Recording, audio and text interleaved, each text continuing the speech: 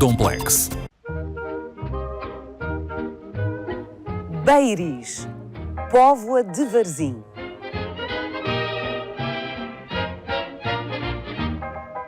Em 1919, uma mulher notável constrói de raiz uma fábrica numa pequena aldeia do concelho da Póvoa de Varzim. Começa com 6 mulheres arrancadas à vida do campo e em pouco mais de 10 anos tem já 350 operárias. Valorizando o saber tradicional das tecedeiras locais, usando a lã portuguesa e investindo em desenho qualificado, a fábrica de tapetes de Beiris foi durante 50 anos seguidos um caso de excelência na indústria nacional. Escrevia Raul Brandão sobre os pescadores da Póvoa de Varzim. Só tendo a morte quase certa é que o poveiro não vai ao mar. Gente rija, gente de raça, os poveiros souberam também prosperar. A partir do século XVIII, a vila enriquece. No século XIX, moderniza-se. A chegada do comboio em 1875 ajudou a fazer da Póvoa de Varzim o maior destino turístico balnear do norte do país.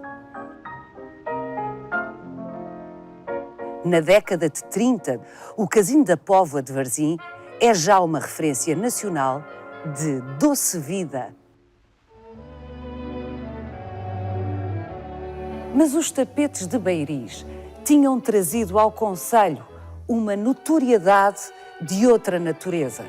Era uma produção artística de qualidade internacional. Quando, a seguir à Revolução de 1974, a fábrica é encerrada, Portugal perde uma das suas marcas mais prestigiadas. Mas a história não acabou aí. Outra mulher, desta vez uma alemã, fez renascer 15 anos depois o saber fazer da fábrica de tapetes de Beiris. Vai querer saber mais? Venha connosco nesta visita guiada.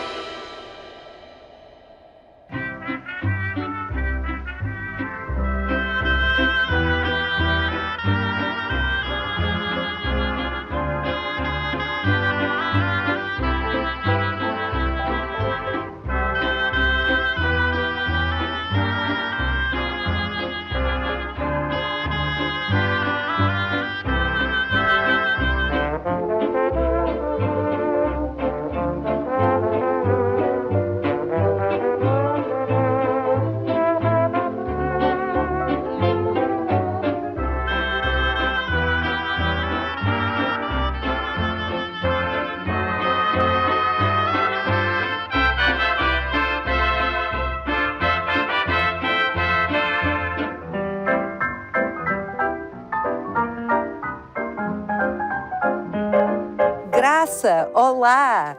Que privilégio ser recebida na casa da fundadora da fábrica de tapetes Beiris por uma das suas bisnetas. Bem-vinda, Paula, a esta casa. Vamos entrar? Muito obrigada, claro!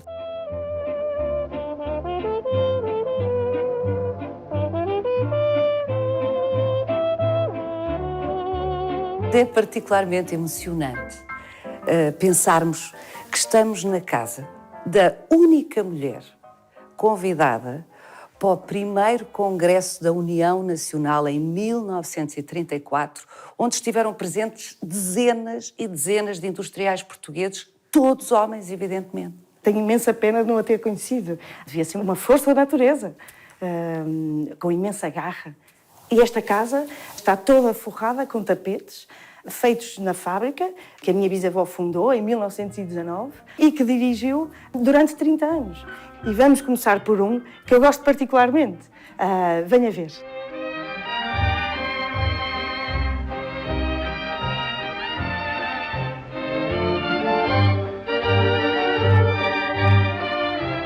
Cores tão intensas, Graça! E tem que pensar que este tapete tem quase 100 anos e nunca foi restaurado. O meu bisavô contribuiu muito também para este sucesso, para a fábrica de para este Beirute. sucesso. Foi ele que construiu, para além de acompanhar sempre a bisavó na fábrica, foi ele que construiu uma tinturaria própria para fazer o tingimento das lãs nacionais, todas portuguesas, com cores novas, de origem vegetal. O que foi um dos fatores de distinção dos tapetes de Beiriz. Neste tapete vê-se as cores e vê-se que as tintas agarram mesmo as lãs e não esmorece. Mantém-se estas cores bonitas. Mas a grande sensibilidade artística era da minha bisavó. E aqui também poderá ver nas paredes desta sala e no teto. Foi a bisavó que mandou fazer esta decoração. Sim, porque de facto a minha bisavó tinha um talento artístico fantástico e, portanto, estas pinturas foram feitas para dar com este tapete, para se conjugar e criar esta harmonia. Que funciona, como disse, quase 100 anos depois. Esta sensibilidade artística vem já desde muito cedo e, portanto, desde jovem que ela começou-se a interessar pelas artes e pela tecelagem popular das camponesas locais, muito antes de se casar e pensar ter uma fábrica. Portanto, é curioso. Mas Hilda Brandão Miranda, ao que sei, nasceu em Salvador da Bahia, no Brasil. Sim, porque a família Almeida Brandão tinha ligações desde o século XIX ao Brasil. E por isso andava cá e lá. A minha bisavó nasceu lá, no Brasil, e com 7 anos veio para Portugal, onde foi estudar em Lisboa, no Colégio do Calhas. Fez toda a escolaridade lá, mas passava temporadas aqui em Beiriz. Na casa de família. Na casa de família. Era nessas férias e nessas temporadas que ela esteve muito em contacto com as tecedeiras e com essa arte de tecer, tradicional e popular. Entretanto, a minha bisavó conhece o meu bisavô Carlos, no Porto, que era engenheiro naval, oficial da Marinha, e casam aqui em Beiriz, na capela da casa. Durante 5 ou 6 anos, os bisavós vivem no Porto e vivem uma vida em festas, uma vida sem preocupações. Tiveram 3 filhos, 2 rapazes e uma rapariga, a Maria Manuela, quando, de repente, com cerca de 1 ano, a Maria Manuela morre. E é aqui que a vida dos meus bisavós muda por completo.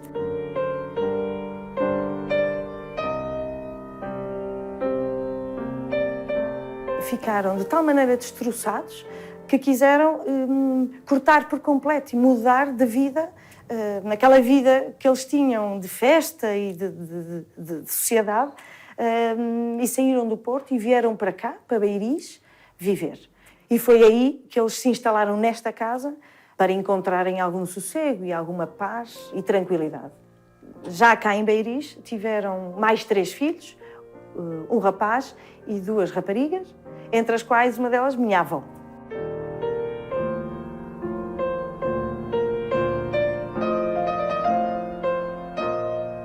Então e a fábrica?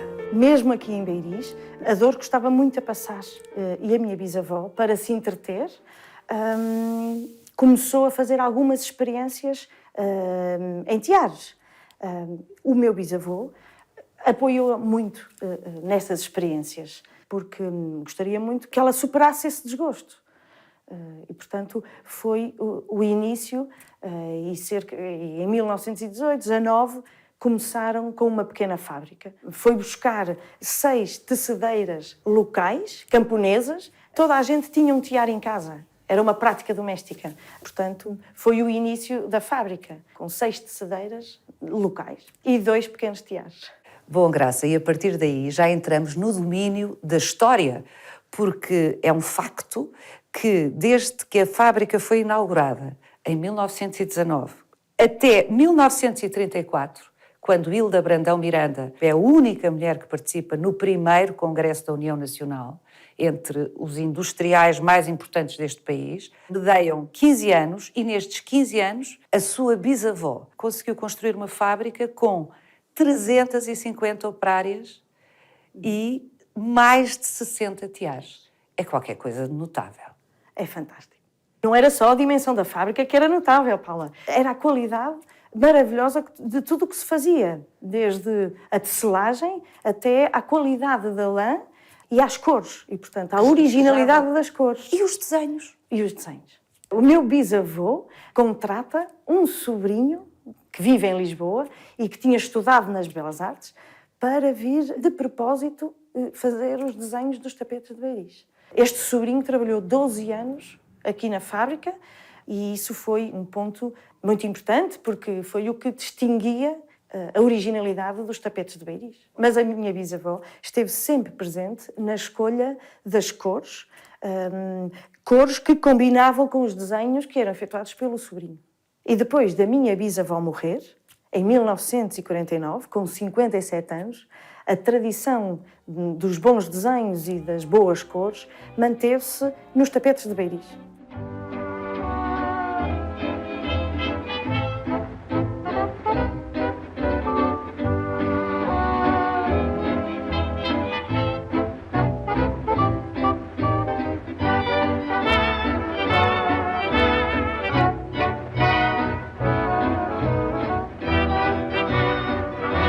Paula, vou-lhe mostrar mais outro tapete com quase 100 anos, emblemático também, mas mais importante que o tapete, vou apresentar-lhe a minha tia Teresa, filha da minha bisavó Hilda.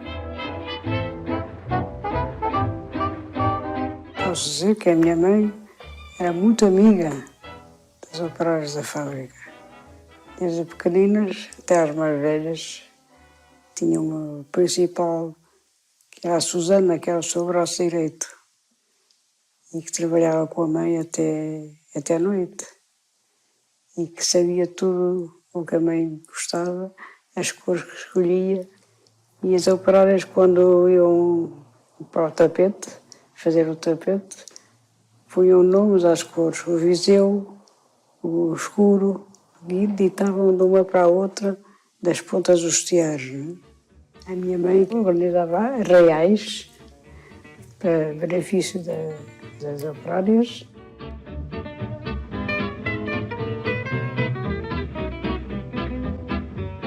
A fábrica era visitada por muita gente, que visitava os tiares. Havia um grande tiar de 8 metros, que foi feito especialmente para uma carpete do Hotel Avis. Hotel Avis. Hotel Avis. E depois, claro, serviu para muitas coisas, não é? Um tiar com quantos metros? 8? 8 metros. Feito de propósito. De propósito. Para poder corresponder a essa encomenda.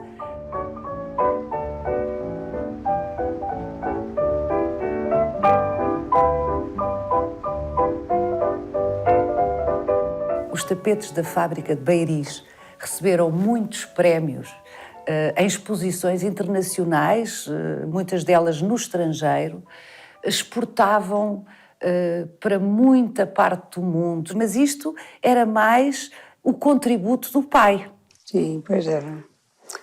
O pai viajava muito e assistia nessas exposições e organizava-as. A mãe não se importava muito com a parte comercial. O pai, sim. O pai nunca ficou magoado por ser sempre a mãe, a Hilda Brandão Miranda, a protagonista nesta história de sucesso. Não, ele ajudava a que o sucesso fosse comum, mas nunca que eu desse por ela, nunca se zangou. Davam-se bem os dois, um feitio um para o outro. O pai tinha orgulho na mãe? A impressão que sim. Não dava muito a conhecer, mas aprendi que sim.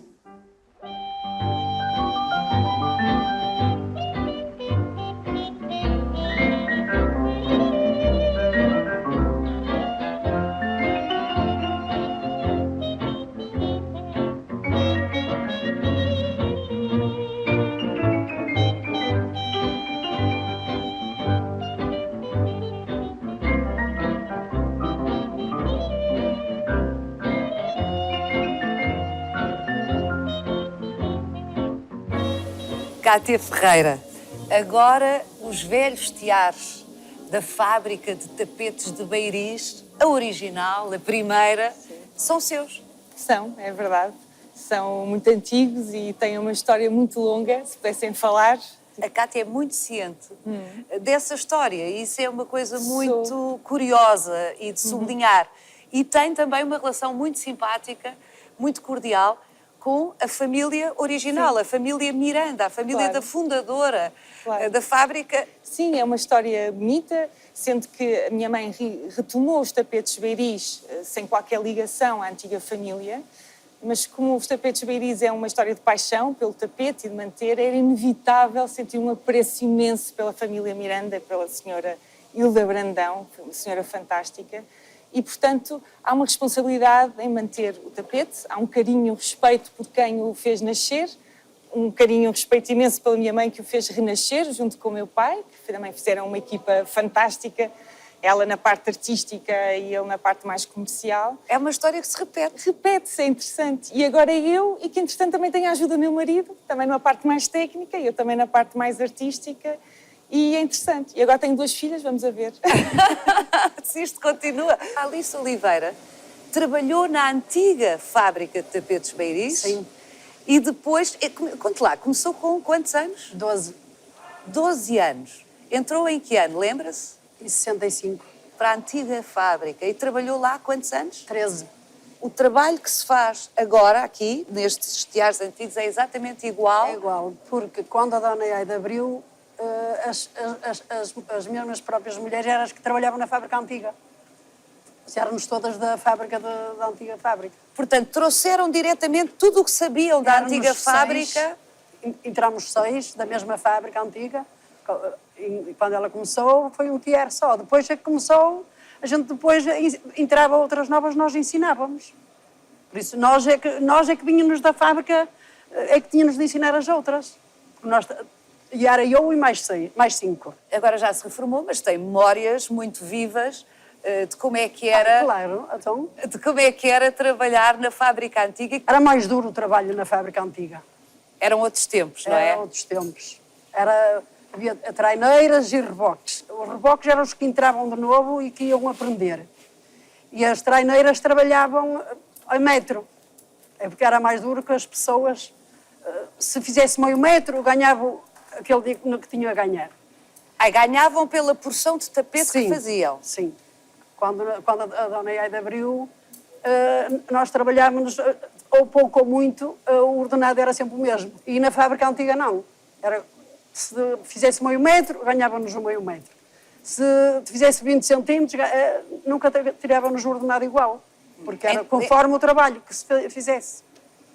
As traineiras, os reboques, é que estavam a aprender, tinham aquele ordenado certo ao fim do mês. Já reparou que a expressão traineiras e a expressão reboques são expressões do mar, ligadas à vida do mar? Isto é aqui de ser a Póvoa de Varzim, não é? Isto é concelho da Póvoa de Varzim.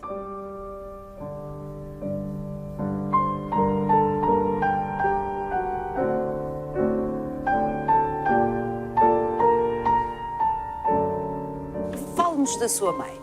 Como é que uma senhora alemã... Sim. A Cátia fez o favor de se sentar porque é o dobro de mim em altura. E a sua mãe também, ainda é mais alta que a Cátia. Como é que a sua mãe, uma altíssima alemã, loiríssima, vem parar a Portugal sem conhecer, ao que sei, ninguém em Portugal? Sem conhecer ninguém. Ela resolveu sair de casa dos pais e quis aventurar-se e veio para o país mais longe que encontrou dentro da Europa e foi Portugal.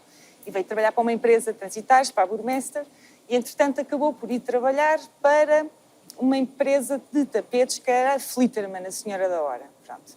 Ela, entretanto, é muito engraçado, porque era uma senhora que dava muito nas vistas, principalmente naquela altura. Ainda hoje dá, a diferença da altura, o ar germânico. Inscreveu-se num clube de basquete para conhecer as pessoas e a aprender a língua. Para fazer amigos. Foi campeã nacional pelo académico. Fantástico! Da equipa feminina, fantástico. Conheceu o meu pai e acabou por casar e ficar cá. Entretanto, dos tapetes, ela na empresa, na Flitterman, eram clientes da antiga fábrica de tapetes Beiris, na fase final. Foi aí que ela conheceu o tapete Beiris. De forma que quando terminou, porque a fábrica original acabou por encerrar depois de 75, depois da Revolução. Revolução, uma série de questões. E então muitas das funcionárias foram trabalhar para a Flitterman também. Há algum tempo depois, a minha mãe ficou com a ideia de tapete, apaixonou-se e resolveu arriscar com o meu pai um projeto novo de abrir a fábrica de tapetes Beiris, na mesma, com as mesmas funcionárias, que tinham o conhecimento, a matéria-prima está cá, é a mesma, o mercado voltou a abrir-se ao tapete, portanto foi um negócio difícil no início, mas conseguiram vingar.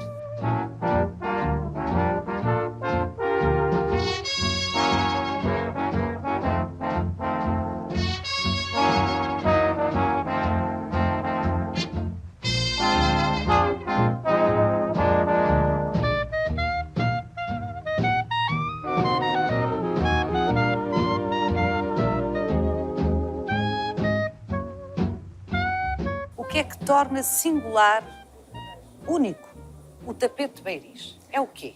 O tapete Beiris está na categoria dos tapetes de nó. Há muitos tapetes de nó pelo mundo fora, belíssimos. A questão que foi criada com a Dona Hilda Brandão foi que a grossura do fio, o tipo de lã nacional que ela encontrou, e a grossura permite um tipo de desenho que é muito característico.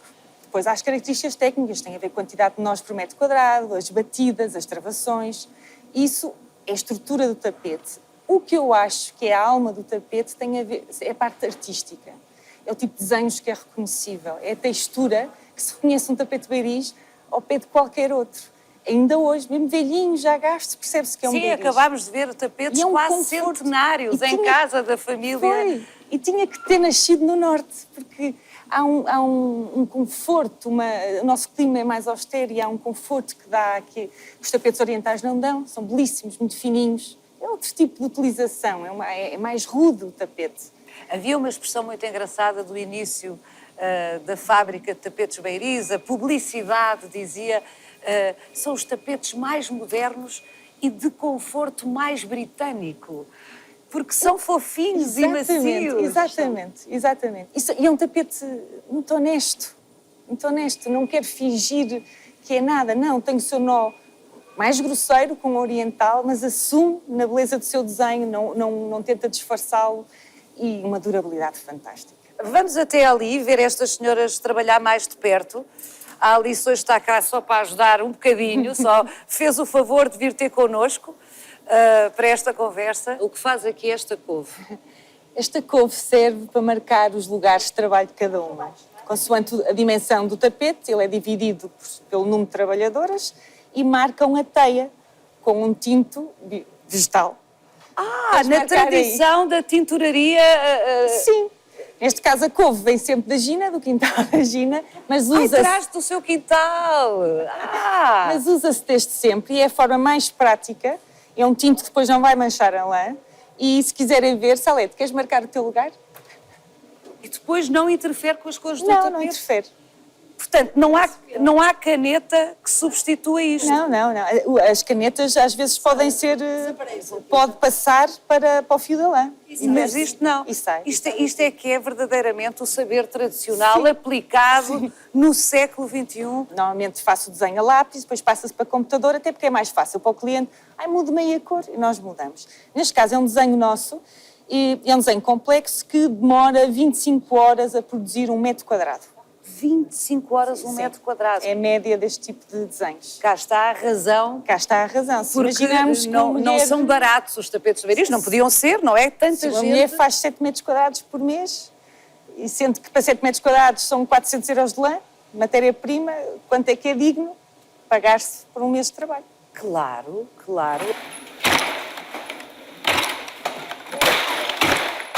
Batem que é para prender o nó. Para coxar o tapete, como elas dizem. Coxar, que é o que lhe dá a resistência. E as travações têm que ser feitas são 2 travações a alternar os pés, de forma a que não se desfaça tipo malha. Por isso é que os tapetes podem ser restaurados. Não se desfazem, não é? Se rebentam um pouco, podem ser restaurados. O que acrescenta também ao tempo de produção. Mas não se deve retirar, porque senão o tapete fica mole e já não tem a característica de um Beiris. A Cátia tem sido chamada a restaurar os muitos tapetes que existem por esse país fora da primeira geração, ou seja, da fábrica original que basicamente adaptou o Teatro Nacional de São Carlos, a Câmara Municipal de Lisboa, a Câmara Municipal de Póvoa de Varzim, evidentemente. São muitos os locais em Portugal. Cada vez aparecem mais, sendo que nesta fase está mais complicado adquirir tapetes novos, principalmente para organismos mais estatais. Portanto, então tentamos recuperar. E já temos recuperado tapetes de 80 anos. É um trabalho muito delicado, mas tem-se conseguido prolongar mais alguns tapetes. E quando vocês chegam, por exemplo, ao São Carlos e veem aqueles tapetes, é emocionante. O São Carlos é o nosso bebê, porque nós vamos muitas vezes ao São Carlos, liga-me, na altura já se reformou, mas era a Dona Lourdes, que era a que geria toda a manutenção, e dizia-me, tem que cá vir, porque está aqui mais um ponto a ceder. E nós lá vamos e damos uns pontinhos, e é com imenso carinho que o fazemos, porque sabemos que não há neste momento condições de adquirir, porque aqui são muitos metros quadrados, mas é um edifício que tem que manter a dignidade.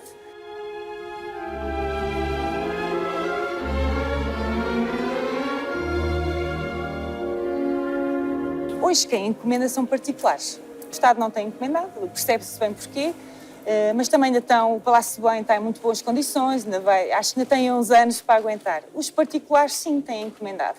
Cátia, mas também há encomendas internacionais. Angola, o Banco Nacional de Angola, fizemos ainda este ano, já colocamos toda a escadaria do Tribunal Internacional da Haia, foi um tapete que foi feito a alfaiate, de grau por degrau, e foi costurado no sítio. Embora seja evidente que o nosso principal mercado ainda é o nacional, porque há um carinho especial por este tapete, o projeto, a intenção é expandir. E expandir exatamente tem uma textura única que se vai diferenciar do que se vende agora, que é tudo igual. Cátia, eu vou terminar esta nossa conversa como a começámos, puxando aqui à equação o facto disto ser uma história com 100 anos, fundamentalmente de mulheres. E se calhar não é irrelevante que isto tudo se passe no concelho da Póvoa de Varzim, onde de facto há uma tradição de mulheres poderosas. As mulheres poveiras são tidas tradicionalmente por mulheres muito fortes. Olha, estas senhoras estão a dar uma espécie de confirmação. Minhas senhoras, as mulheres do concelho da Póvoa de Varzim são fortes ou não são fortes? As mulheres são de uma força belíssima, uma força de espírito e de caráter também.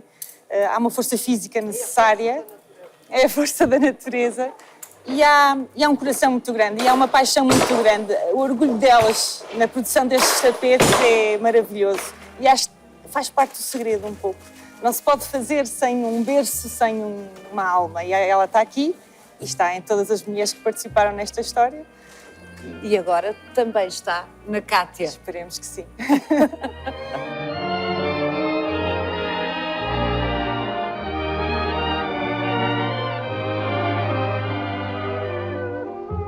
Siga-nos no nosso sítio e na nossa página de Facebook, onde encontra este e os outros episódios do Visita Guiada.